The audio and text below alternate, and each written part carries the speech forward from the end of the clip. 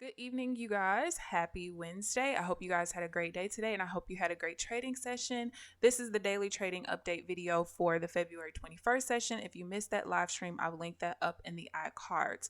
Today is going to be a little bit of a longer video because I need to catch you guys up on what happened last week since I didn't do these videos, and then also what happened yesterday. Yesterday was a bloodbath, okay? And I'm going to show you guys the account dashboard so you can see how bad it was yesterday. So first of all, I am starting to do the daily trading update videos again. I decided not to last week because I was thinking about doing like a week in my trade journal type of video instead, but I decided on not doing that because honestly doing these videos help me, and it also just helps to, really put all of what happens in 2 hours in a short 10 to 15 minute video to make the information easily digestible if you did miss the live stream. So that's number one. Number two, let's get into yesterday. So you guys know that I changed my Renko settings. When I looked back, it was January 25th.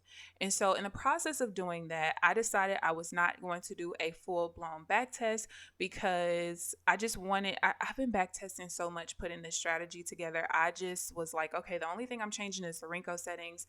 I'll allow what I see in, while I'm trading and visualizing the market, I'll allow that to kind of help me to make adjustments to my strategy as time goes on, right? Well, last week was not a bad week. I only lost about $300 per account. And so since I changed the Renko settings, I've been seeing me lose less money on a weekly basis. So seeing only like losing $300 per account, I was like, okay, wait, we're making some progress here. We have a 3-day weekend. Let's just go ahead and do the back test. I did not complete the back test altogether. I only completed like half of it, but it was enough for me to realize what adjustments I needed to make, right? So I go into yesterday's session like, okay, feeling good, feeling great.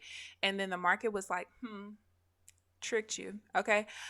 I traded so horribly yesterday that I stopped trading at 9:15 in the morning. That's why I did not stream, because I was like, something is off, right? Yesterday was the worst day so far this month. And after I had my moment, because I allow myself to have moments, I'm human, I was like, wait a second, this is deja vu. I've had this before last month.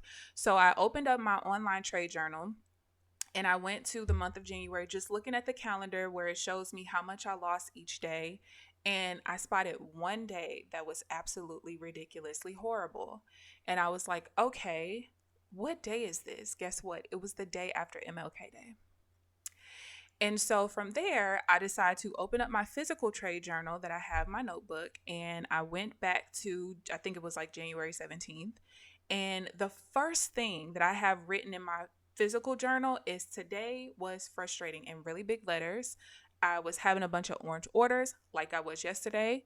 And also I just wrote down like that I wanted to switch to CQG data because Rhythmic was so laggy, which it was yesterday as well. But now I'm realizing, and Rhythmic still is a problem. But I came to the conclusion that I cannot trade the day after a holiday. And here is why.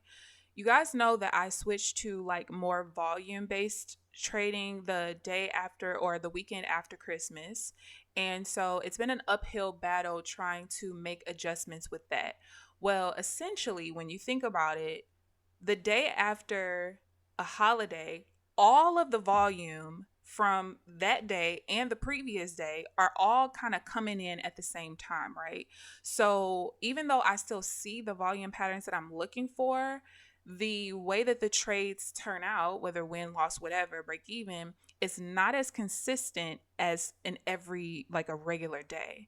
So I just decided that, you know what, the day after holidays, I'm not going to trade. Once I get to the point of having a PA, I'll make sure that when I'm, mapping out how many trade days are between requests and everything, I'll make sure that I map out any holidays and make sure that on those particular, the day after a holiday, I'll just make sure I enter and exit a trade real quick, make that a flip day since Apex does allow you to do that 20% of your trade days when you request.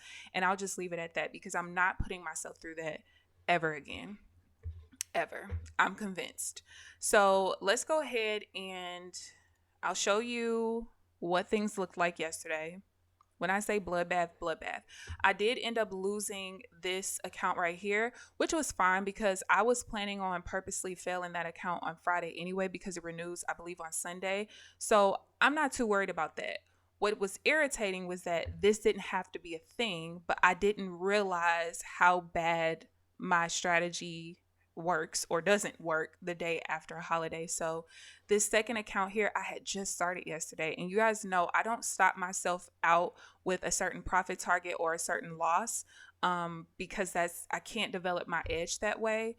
But I shouldn't have days like this from now on, as long as I'm not trading the day after a holiday. So that's what yesterday looked like. It was horrible. And had I continued to trade, I would have definitely gotten on the stream. But by 9, I kind of had a feeling I was going to stop. So I was like, it's no point in me streaming. I know I'm going to be done trading at a certain time. And I was. 9:15, I was out of there. So now, sorry for the long intro. So now let's get into today. Today was amazing. Today I redeemed myself. So as you can see at the bottom of the screen, I had a gross profit of $615. You subtract the $43 in commissions, and there is a net profit of $571. So I took 5 trades altogether. However, I didn't realize, and I forgot that I changed my leader account, and I forgot to switch the trade copier, which ended up working out in my favor because the one loss I had today happened on the leader account, but not the followers. And that was a trade that I was still questioning because, like I said, I'm not completely done with my back testing yet. And I basically realized that I can't take that particular trade if a VWAP is attached to it, and I'll show you guys that trade. But yeah, so I won 2 trades on the leader account. I lost 1 trade, and then I had 1 break-even trade, but there's 2 break-even trades on the leader account.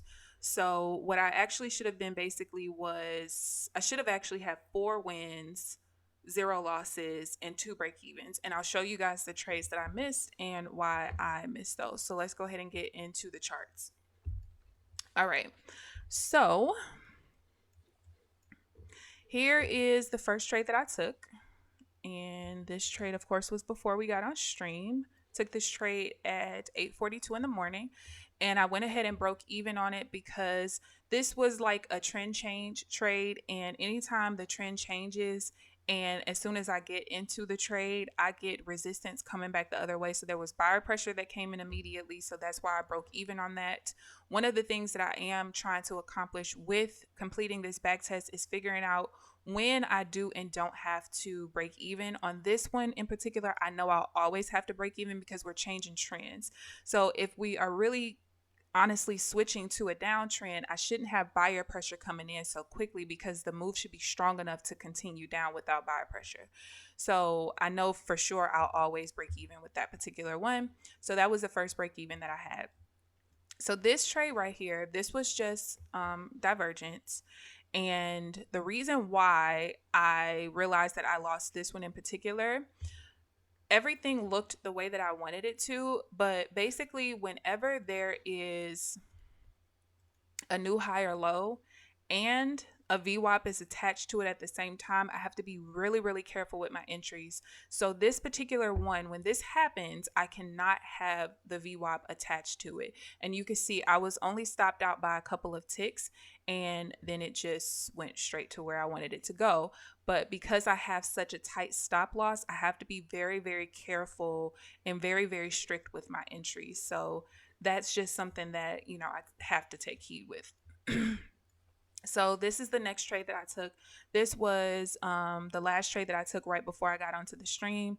Oh man, when I got into this trade, it was kind of resistant a little bit. I never saw buyer pressure come in or anything, but it was resisting. You could see that, it kind of came down and then it came back up, and I was negative about 13 ticks, and then finally it just went, and I was definitely happy about that.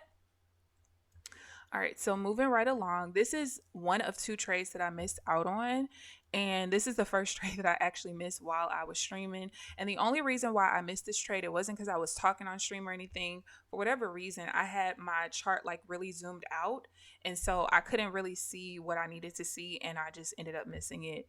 And at one point, I thought about going ahead and putting the entry still in there, but then it hit my level where it changes the stop loss to break even, and it just took off from there. So there was really nothing I could do about that. All right, so next trade here, this was a pullback to my major level. My major level was like somewhere back here. And right after I got into this trade, seller pressure came in. And because the pullbacks to my major level are such deep pullbacks, whenever there's opposite pressure that comes in, I have to make sure that I break even. And I did there. There were a couple of one bar pullbacks that I like sat out of. And I sat out of them for reasons, and both of them broke even. So I didn't even put those up there. All right, so here's the next trade. This was some divergence here. It doesn't look like it, but this is a double bottom. And so with the double bottom, I went ahead and got into the trade. Really good trade, and it took profit in like 11 seconds. Was not a bad trade whatsoever.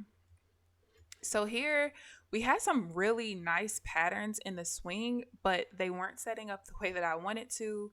My major level was back here somewhere. So I don't really like, once price starts to get too close to my major level, I don't really like trading going back towards it. I like to trade going back in the direction because my overall bias was a downtrend.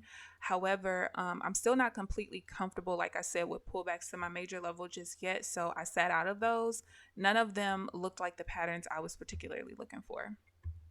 All right, so this trade right here, I sat out of, but I shouldn't have. And the reason why is because there was a sell rotation level here, right? Which basically just means that as price continues to trade below it, it kind of like confirms the downtrend. And you can see that this same level, it just keeps bouncing off of it. And then, you know, we traded above it. So it confirmed that it was an uptrend. So the biggest problem is that whenever the rotation level is created from an outside bar, I don't really have to pay as much attention to it because it's not really a rotation level based off an actual like the highest or lowest point of a swing. So I didn't take this buy because it was a buy. I just saw the rotation level here. I never like scroll back to make sure that it wasn't based off of an outside bar. But had I done that, I actually would have gotten into this trade. And I only sat out of it because I saw the sell rotation level and I don't like taking buys going back towards it. And same thing if it was a buy rotation level, I don't like taking sales towards it.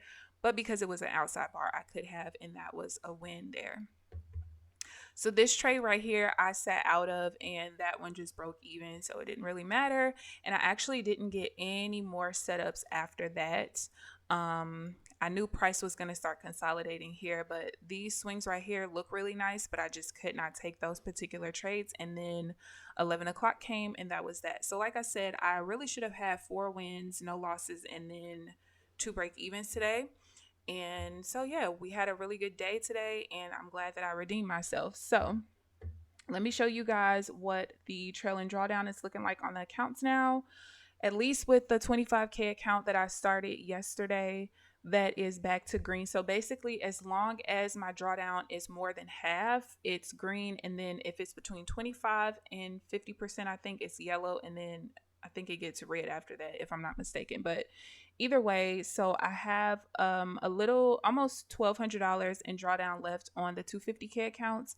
And then we're almost back to $1,000 in drawdown on the 25K account. So if I can continue with this pattern, like what happened today, I can be consistent with this, I should be good, y'all. Like, I am tired of, I don't even want to call it struggling because I'm not struggling. It's just the process of creating this strategy and back testing and forward testing. It's just a lot. And I'm ready to like just finalize things and just move freaking forward, get my first PA, get my payouts, and keep it moving. I am probably going to make a video when I get to my first payout, just showing like how much money I've spent on Apex so far. But I can tell you that I started with my first account in May of 2022. I did not really start consistently trading until last year though. And then, you know, I switched to scalping like around the summertime. So it's been a lot in the transition. And even in that long of a time period, I have not spent a lot of money on Apex. I can literally get one payout from like a couple of accounts and pay myself back all the money that I've spent. But I definitely want to make a video on that. But yeah, so that's where we're at heading into tomorrow. Today is the last day for the 1-day pass. So unfortunately, by the time this video came out, if you try to use that, it's not going to work. But you do still have the 71% off and the half price resets if you use my code. So I hope you guys enjoyed the video. Sorry it's a little bit longer, but I had to catch you guys up. Please like this video, subscribe if you haven't already. But other than that, I'll see you guys bright and early tomorrow morning at 9 a.m. Central Standard Time for the live stream. Have a good rest of your evening.